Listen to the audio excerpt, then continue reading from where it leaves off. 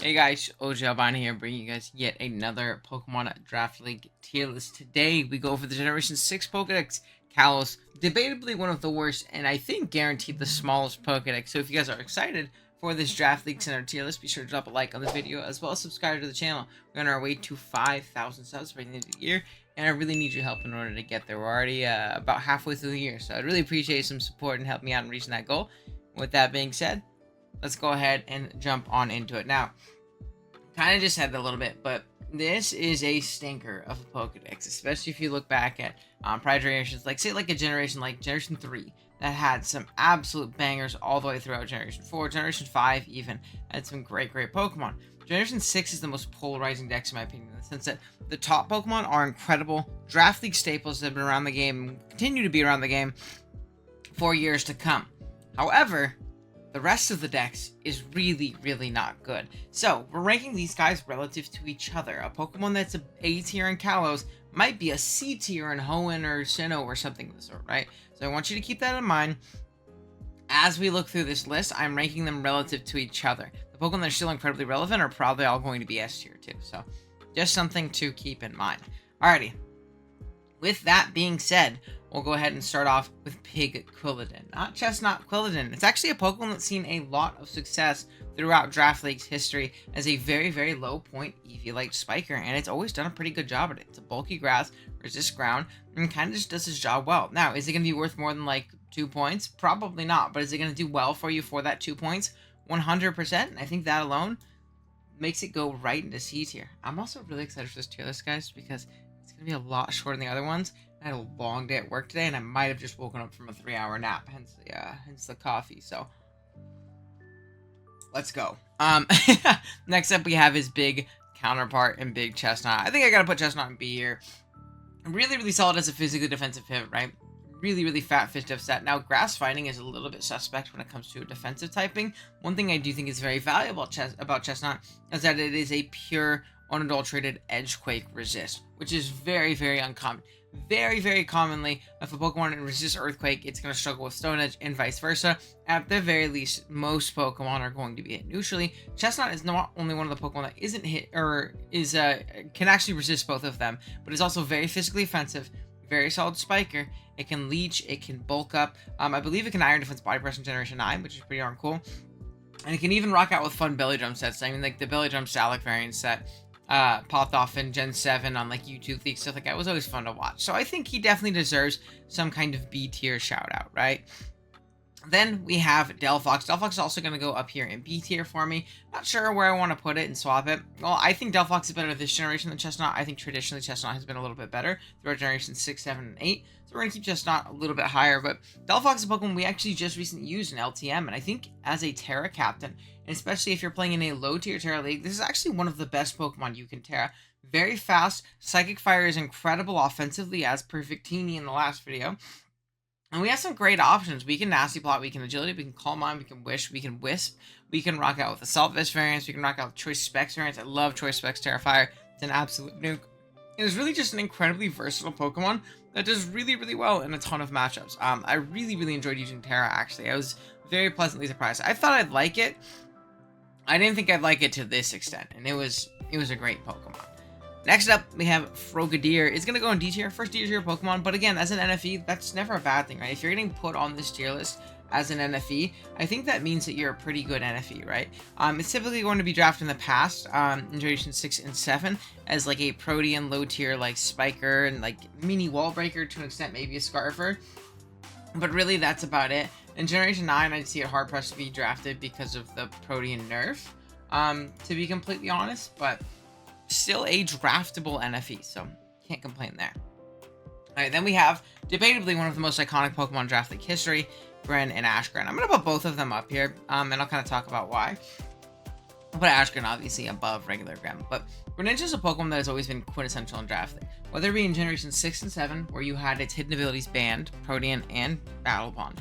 And it was just a torrent, really fast, strong spiker that forced switch-ins, got up spikes, and you turned around. It was incredible at its job. Then we move on to Generation 8, and we have no Greninja outside of Nadex. In Nadex leagues, it still functions very similarly. Again, good enough to have 2 abilities that are banned, you have to use the regular one. And then Generation 9 comes around. We have a Protean nerf and a Battle Bond change, to where we don't get big broken Ashgren anymore.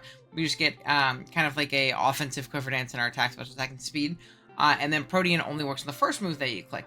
And this Pokemon has become probably the best it's ever been. Because of those nerfs to its abilities, they are now allowable in the format. So not only do you get Greninja that is the fast Protean Spiker with insane coverage and insane speed, you also get a ridiculously strong win condition and a Pokemon that your opponent cannot just sack to reposition against, because then they're going to really struggle with that Battle Bond boost. I think Greninja might be one of the greatest Draft League Pokemon of all time, and I actually have a video, not in the works yet, but an idea for like the evolution of Greninja in Draft League.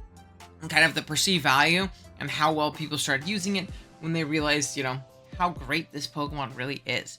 Ash Greninja, I have an S tier because I actually do see a lot of Gen 7 leagues, I'm playing in now run by my buddy Kaz. He's allowing Ashgren. I think he has it, and it's incredibly broken. I used it in one league back in the day that allowed it, so I think maybe we can at least mention it, because some old gen leagues are experimenting, trying new things in old generations. So I figured it's okay to put it here in S tier. Next up, we have Diggers V. Just for my boy A12, we're going to put this guy in A tier. Now, I think it's going to be a lower end A tier, but I mean, it's Kalos, so who freaking knows, man. But Diggersby is definitely an incredibly strong Pokemon with huge power. On top of its really unguardable stab combination, unless you're a Steel Flying type, normal plus ground is incredibly difficult to switch into, especially off this really strong Pokemon. Return slash, I don't know what its normal stab is, this gen Body Slam probably. And then Earthquake, we have U-Turn, we have Quick Attack, and really that's all we need. Run a Scarf, run a Band, you can run SD, I believe you can run Agility as well, which is pretty cool. And that's about it. I mean, very, very versatile. Or very, very strong Pokemon, not the most versatile Pokemon. I do like Assault Vest variants. I think Assault Vest definitely has some shouts. And I'm sure you could go watch some A12 videos if you need to figure out how exactly you're supposed to use Diggersby and things of the sort. Next up, we have Talonflame. I'm actually going to put Talonflame in A tier. This might surprise some people, right? And back in Generation 6, Galen Talonflame, at least when it was current gen, was considered a top-end Pokemon. It was incredible. But just like ORAS OU, I feel like Draft League has kind of realized Talonflame's shortcomings with Galing's even at its highest peak. Now, is it still a much, much better Pokemon in the generation than it is now? Yes, it's still, you know, a solid Pokemon to have on your team, but maybe it's your third and fourth option and not your round one pick like you might have seen it go back in the day. So I think that has a big reason to it's like, or that's a big thing with its big fall off. However, in Generation 7, 8, and 9, this is still a great, great support Pokemon. Again, incredibly fast. Fire Flying is incredibly strong. When you get U-Turn, we can SD just like before. We can run Choice Band, but really our bread and butter is going to be heavy-duty boot sets, taunting variants with Will-O-Wisp, defogging variants, bulk up sets, and SD sets with boots are going to be really, really strong. And again, just a really fast Pokemon, especially in Paldea decks, where speed is so hard to come by, elite level speed. Having a Talonflame on your team is really valuable. So some people either might think I have this too low and not an S tier, despite, like, you know, the ORAS days, because it's kind of, the perception of it has kind of changed. But some people also think I might have it a little too high. But I think considering the decks that we're in right now, I think Talonflame is definitely an A tier Pokemon, considering its Gen 6 success, as well as its changed role in Generation 9, or Generation 7, 8, and 9. Especially 8 and 9. Gen 7 was okay with, like, Z-moves and stuff, but still not great. Alright, next up we have Vivillon. I suppose I'll put Vivillon here in C tier for now. I can't do it. I'm putting Vivillon in D tier. I really don't think it's a Pokemon that's worth drafting at all. Those low tier, like, early route bugs with Quiver Dance typically just never have the stats to back up what they want to do. And while Vivillon is better than something like Butterfree, it is still a Vivillon at the end of the day, and I can't justify putting it any higher than we have it. Next up is Pyro. I think Pyro has a cool defensive or cool offensive typing at normal fire. I think that makes it worth putting in C tier at the very least. Maybe a little bottom end of C tier / we move it down a little bit. I don't know, because I'm really not a big Pyro guy. We're going to put it at the top of D tier. Strong offensive typing, really useless abilities, though, in a lot of instances. And is stuffed by certain typings. Things like rock types really, it really does struggle with. But offensively, it can be pretty cool in some matchups. And I've seen, like, low tier leagues have Terra Pyro put in a little bit of work. So I think it's a Pokemon that could benefit from Terra if your league is one of those rule sets, I guess. Next up is Florges, and despite being a big Florges hater, I had to put it in C. Pretty reliable special wall. A lot of people really enjoyed it in past generations as a Wish Passer, as a Cleric, and just annoying special sponge. I think it's a little bit passive and really, really struggles into a lot of common Pokemon and team types and things like that, and can really be overrun in a lot of instances. But especially considering this dex, I think it's a little too insane to, move it anywhere below that. Next up, we have Go-Go. Go-Go is going to go at the bottom of C tier here, mostly because, one, I think it's like a low tier ground resist / like electric resist. It's actually not that bad. It has reliable recovery, just really struggles in the stat department. But I've also seen some crazy work with Terra. And again, I know I keep mentioning Terra on a lot of these low tier Pokemon, but we're trying to find positives in them, right? And I've seen some crazy things done with this Pokemon with Terra. I think it was like Thriller showed me some really fun bulk up sweeps and things like that. So I'll give him a shout and see. I think he's definitely better than Pyroar in D tier. Next up, we have Pangoro. I'm going to go ahead and put Pangoro here in C tier. Especially in Old Gens, this is a really fun Pokemon to draft. It's like a low tier breaker. You bring this thing in with a Choice Band, it's going to do a lot of damage. Or you bring it in with a Life Orb, it's going to do a lot of damage. Obviously, crippling 4 times weakness to Fairy. However, you know what else has a 4 times weakness to Fairy and is a dark and fighting type that doesn't have switch-ins? Urshifu. Urshifu's a little bit more broken because he has the broken Wicked Blow move and obviously is way faster. But it's to show that this type combination and like a physically offensive Pokemon with this type of combination is going to be really difficult to switch into, and I don't think Pangoro is any exception. So we're going to go ahead and put him in C tier. Next up, we have one of Amel's guys, Big Furfur. Which one do I like the most? Like which form? I kind of like this blue one the most, so we're going to put it in D tier. I actually saw Amel use it really well, so I don't want to dunk on it too much. Have I ever seen a Furfur use other than Amel in Goons League? Not at all. Not even close. I've never seen it used before. However, he used it really well as a physically defensive pivot into a lot of teams, and I think it deserves its shoutouts for that at the very least. And yeah, it has like the cool forms, and I like that one specifically, so that one's going to be one we put in the Alright, next up, we have the Meowsticks. I'm going to go ahead and put just... I know there's a difference between the two, but I couldn't tell you. And realistically, it doesn't matter to me. I think this Pokemon's pretty terrible. If you're looking for some kind of prankster guy, there's a million other options that are not named Meowstick. I believe it gets some cool tech options like Thunderwave, Encore, things like that, but realistically, its typing, its stats, its offensives, it just doesn't make it worth it when there's so many better options that you're very likely to be able to get. Instead of, what do you call it, Big Meowstick here. Next up, we have Doublade. Oh, man. I'm a big Doublade guy. I like Doublade a lot, personally, but I don't think I can put it above C tier. Oh, dude, I feel like this list is going to be so bottom-heavy. That's okay. I see a Pokemon here soon that's going to go in B tier in, like, 5 Pokemon. Doublade is fun as, like, an EV low-tier, like, defensive monster. Does not die to physical hits. You can use this to check a ground type if you really want to if they're clicking Earthquake, right? Really bulky. Storage Dance variants are going to be great at potentially cleaning up some games as well and being really annoying in that regard. It's just a great physically defensive pivot. Ghost and Steel is an incredible offensive and defensive typing, especially alongside the fighting coverage that it gets in Sacred Sword and Close Combat. Speaking of that typing and that coverage offensively and defensively, we have Big Aegislash, and I think I'd, again, be remiss to not put this Pokemon S tier. And again, this is what I mean with, like, the disparity between the top and, like, the rest of this tier list. Aegislash was a Pokemon Generation 6 and 7 that was so good that it had to be universally banned. Some leagues in Gen 7 experimented with it, and it was ridiculous, and it saw some pretty big nerfs in Generation 8. It lost 10 to all of its stats, and King Shield went from a -2 attack to a -1. That made people feel like it was allowable in draft, and it definitely was, but was it incredible? For sure. Whether it be the tried and true, my personal favorite set is just Toxic King Shield 2 attack set, whether it be SD 3 attacks, SD Autotomize, SD 2 attacks, SD weakness policy, or what do you call it? Not agility. Autotomize special, choice band, choice specs, really ripping into fat teams. This thing really could just do it all. I really enjoyed using Aegislash in the many times I was able to draft it last generation. It was an incredible Pokemon. Really fun to build with and really rewards not only a good builder, but someone who knows how to position slower offensive pieces really well. If you could do that, you're going to be in a good spot. I think Aegislash would be really good this gen, too. I miss that guy. I miss that guy for sure. Alright, next up we have Aromatisse. Again, another C-tier fairy. I like it a little bit more than Florges for the main reason, despite having, like, a bad move pool. is its clerical ability. Being able to heal Bell is really, really nice for me. It can also trick room up for other members of the team, and as a Calm Mind Sleeper, it can be pretty annoying. It's a little bit less specific in its bulk too, so it takes physical hits a little bit better, and just a generally annoying Pokemon. Next up, we finally have a hot take. I actually wasn't even talking about this Pokemon when I was saying we found a B tier Pokemon, but I think I'm going to put it up here. I'm going to bite the bullet. I'm going to put Slurpuff in B tier, and I'm going to get some shit for this. I know it. But I really like it. I love the versatility. Bad stats, for sure. Move pool, incredible. You can be the tried and true belly drum, like, you know, cheesy WinCon Unburdened set with belly drum and drain punch and things of the sort.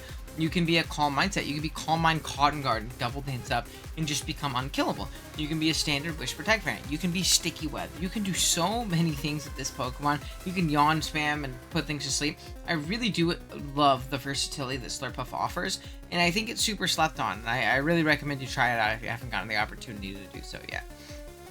Next up, we have Amel's Boy, Big Malamar. I'm going to go ahead and put this guy here in C tier, probably behind Pangoro. Not super draftable in the sense that it has a bad defensive typing, 4 times speed U-turn, very slow, but it does have that Mickey potential with Contrary and Superpower and things of the sort. I think with Terra, this guy could also be pretty darn cool. Kind of getting rid of the bad typing that it has right now. Maybe going Terra Fighting and getting Stab on those Superpowers, or maybe more defensive typing if we need it, right? Overall, really, really solid Pokemon. Next up, we have Big Barbaracle.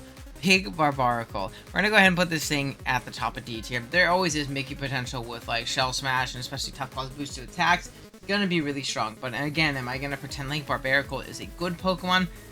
I don't think I viably can. I really, really don't.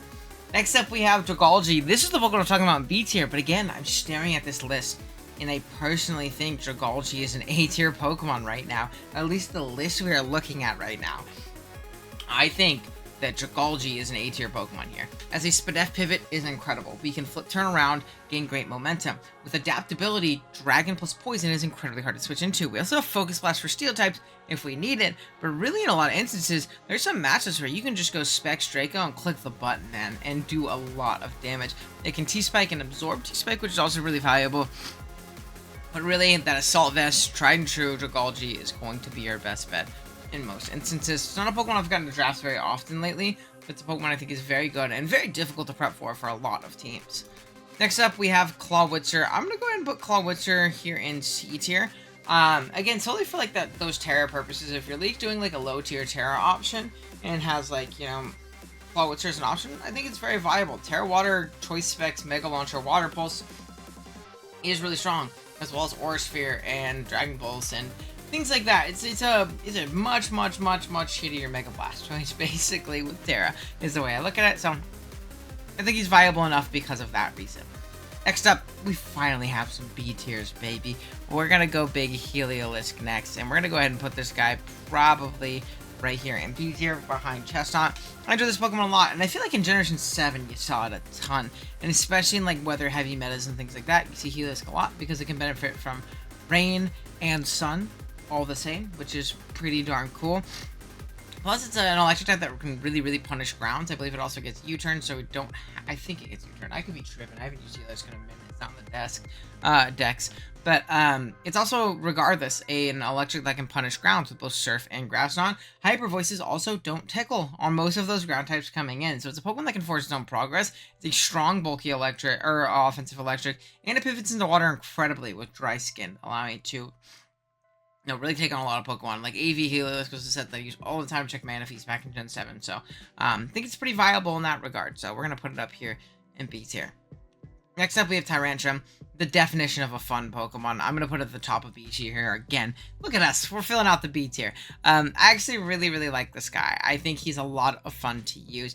Very hard to fit on teams, but if you can rock that Choice Band Tyrantrum, click Head Smash, you're going to have a good time. Rock Polish is great, DD is great. Even Rock 3 attacks or even defensive sets, the typing that it has in its physically defensive bulk is pretty okay. I remember back in the day in like an Uber's League, I ran out to check Ho-Oh with like Rest Talk, Fizz Def, and I was eating that Ho-Oh alive, which was really cool. So I think it's a pretty okay Pokemon. I definitely really enjoy this guy. Definitely really solid. Next up, we have Aurorus. Unfortunately, is going to go right down here in D tier. Cool tools, right? Offensively, it's pretty strong. Meteor Beam sets are cool. They can Aurora Veil, but Rock and Ice is such an abysmally bad typing defensively that it's really hard for a Pokemon as slow as Auroras to work. And I think that's just something we got to keep in mind. Now, if you want to see a video where I try and make Tyranitar and Auroras better, I have a video where we made Mega Tyranitar and Auroras. I'll try and remember to link it. If I don't, go scroll through the channel and find it. It's a really cool video. I was really happy with the designs that we ended up coming up with. So now we're going to put it in D tier for now. Next up is Big Sylveon. Gotta go to the top A tier. I don't think I can put in S tier necessarily just yet, but as a bulky fairy, when I think bulky fairy in Draft League, or like fairy type in Draft League, Sylveon's one of the first Pokemon that comes to mind as a Wish Passer, as a Cleric in Old Gens.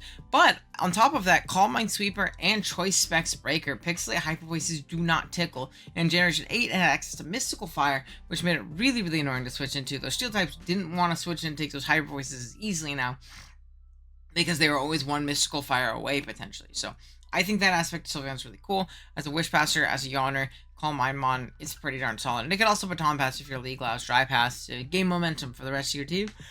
Or get a slow Baton Pass out if that's what you're looking for as well. So yeah, overall great Pokemon. Then we finally have our next S tier Pokemon. We're putting a Hawlucha up here. Oop, not in B tier. Slurpuff, you're also not going to S tier, even though I hyped you up a little bit. S tier Hawlucha. I'm not the biggest fan of Hawlucha. I think it is like the definition of a like noob killer mon, especially like Lucha Terrain kind of stuff.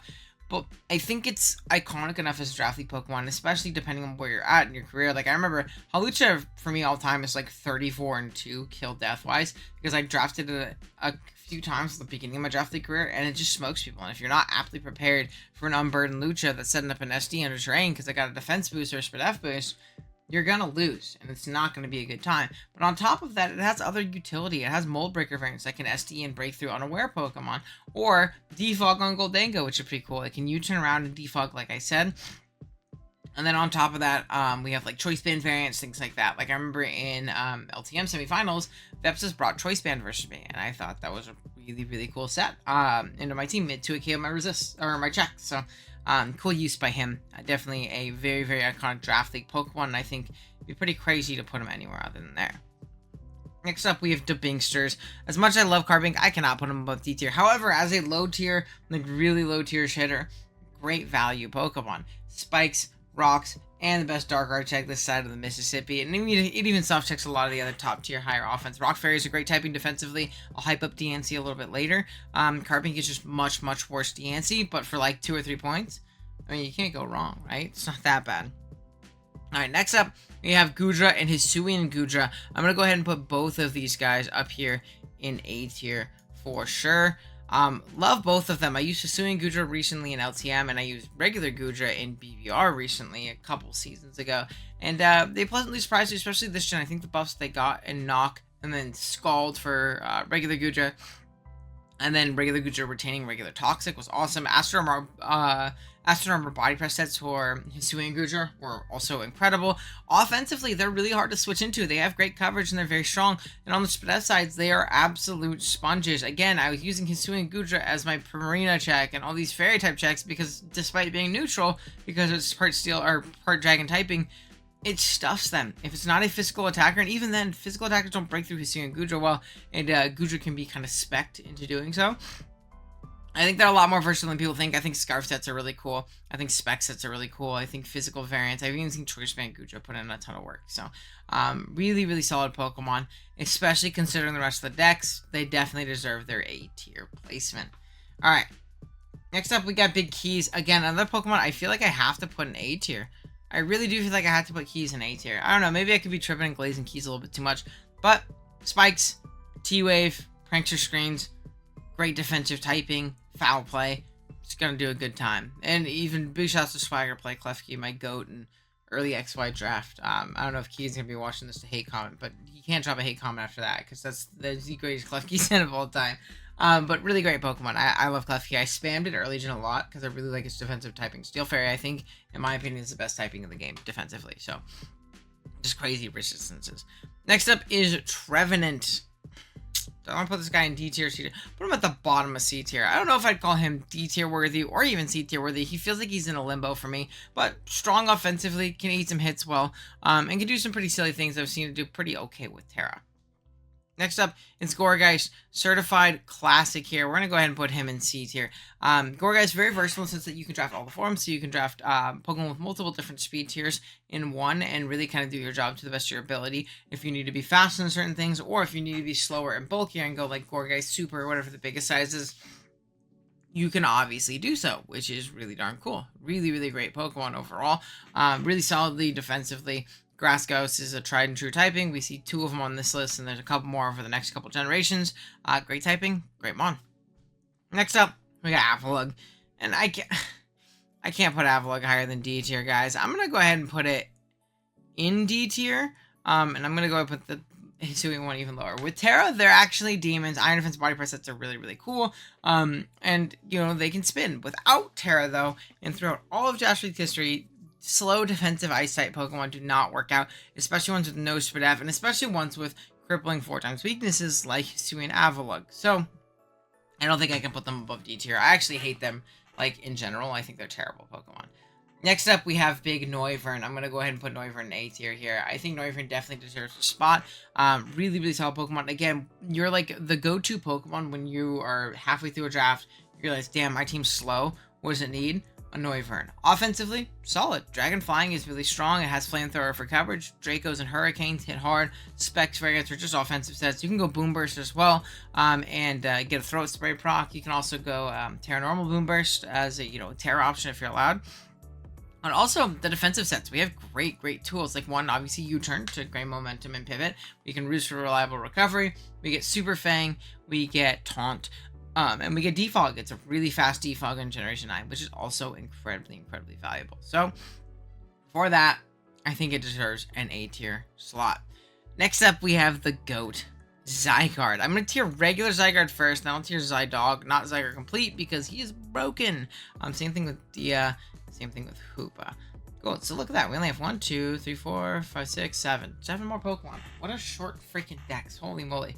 But Zygarde, I mean, I think if you guys know me, you know this is going in S tier. This is one of my personal favorite Pokemon to draft all time. I think it is absolutely incredible. Spammed it in Generation 7, whether it be Dragonite's Coil, just Dragonite, just Coil, Subtoxic, or Choice Band, or even like a random Life Orb set, or Z-Move back in Generation 7. It was incredible. Gen 8, it played much more defensively. Again, really spamming those Subtoxic sets and those Sub-Coil sets, and really just absolutely mowing through teams with 1000 Arrows. Now, if you guys don't know, one of Zygarde's moves in 1000 Arrows is a physical ground type move that hits flying Pokemon, so there's no immunities to it at all. You also get great priority and E-Speed, which is great on Coil variants for frailer, faster Pokemon to be able to pick them off or kill them if we get boosted enough. So that's obviously a really cool aspect. And again, just has the most spammable move in the game with incredible defensive typing and stat spread, and it's just incredibly difficult to take down and kill. So deserves to be in this S tier slot. As for Zydog, I think it also deserves a high slot. I'm going to go in B tier for it.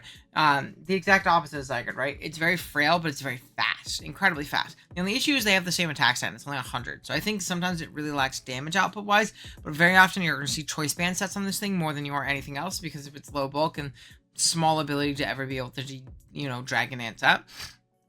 But I think as that DD sweeper, it definitely does, or as that Choice Band mon, it's really strong. And again, great speed tier for its typing. And it was cool Z-moves in Generation 7 as well. If you couldn't get Big Daddy Zygarde, you can only get Zygarde 10%.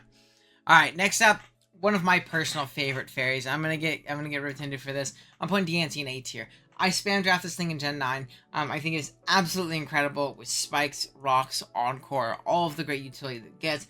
Very difficult to take down. Rock and Fairy is an incredible defensive typing. We get Moonblast and Diamond Storm for stabs, as well as Play Rough and Power Jab. And on top of that, we get Body Press, which is great alongside Diamond Storm. We get Earth Power. We can Trick Room, we can Rock Polish, we can Meteor Beam. Incredibly versatile Pokemon, really bulky, and honestly really strong. And on top of that, its Mega Evolution is one of my favorite Megas of all time. One of my favorite Pokemon of all time. Another Pokemon I spammed back in the day. I did so much Mega Diancie. Again, kind of flip-flops, right? And goes from really bulky to really fast and really strong. Still has decent bulk in its mega form, but has a really low HP stat. And obviously has some pretty tough weaknesses to, you know, priority moves like Bullet Punch and things of the sort. But if you're using this thing correctly, oh my goodness. Between Moonblast, Diamond Storm, and obviously Play Rough and Power Gem, you know, I'm kind of just saying our stabs that we have as an option. Then we have Earth Power, like I said. Generation 8, it got Mystical Fire, it has Encore, it has Rockets and Spikes now. I mean, this thing is ridiculously good. It's simple. You just come in and you click the button and you're gonna have a good time. 110 is a great speed tier on a Pokemon like this as well. And it definitely deserves its flower as our probably final S tier of the day. Spoilers, but yeah, it definitely deserves to be up there. Next up is Little Hoopa Confined. I'm going to give this guy a shout out in C tier. I don't think he's good, but I think, again, he's a guy that I've seen thrive with Terra, getting rid of its big 4x weakness to Dark, turning into Terra Fairy, Terra Fighting very often. We've even seen Terra Ground sets do well in like low tier Terra settings. It's really strong. The only issue is it's really slow, but it's also not slow enough to really take advantage of Trick Room, so it's kind of in an awkward spot. Next up, we have Hoopa Unbound, and I think I'm going to go ahead and put this guy at the top of A tier. I know some people would be like, what? Look at his attack stats. Look at this guy's so strong. Yes, but I think his physical defense and his speed are so lacking that it's actually very difficult to use Hoopa well. It's a very matchup dependent mon. I think in particular in Generation 9 it kind of struggles because team styles are a lot more fast paced, whereas Hoopa really massacres those fatter balance builds, and it can't really do so this generation unless it's rocking with a Terra. Now again, Terra Hoopa is great, and I think Hoopa in past generations was incredible and a really fun Pokemon. However, in Generation 9, I actually don't think it's very good, and I personally wouldn't see myself drafting it very often. So I think that's going to put an A tier for me personally. And then, of course, we got Big Volcanion. I think Volk definitely deserves a spot in A tier here. Little bit of a tough rocks weakness, but incredibly bulky, incredibly strong, very hard to switch into, good offensively and defensively too. Like, again, especially with the addition of boots, I think it really appreciated having multiple switch-ins. You can also defog your, you know, the rocks and stuff away, but it's not good to do so on a mon that's weak to it, in my opinion. So I think that it getting boots in its arsenal is great. Choice spec sets are great. I love Assault Vest. I even love Weakness Policy. I think Weakness Policies are really slept on set as well. It can Flame Charge up to boost speed, or it can just kind of sit there, be annoying, fat, and strong, and burn things to Steam Eruption. So definitely a really solid Pokemon overall. And that's going to be the list. Let me know what you guys think in the comments. I know this one's a lot shorter, only a 30-minute video, but there's 72 Pokemon or something like that total in the Kalos decks. And on top of that, we're only doing like final Evo / Pokemon that can be like drafted in Draft League. So gonna be shorter, but I hope you guys enjoyed nonetheless. Drop a like if you enjoyed. See you guys next time. Later.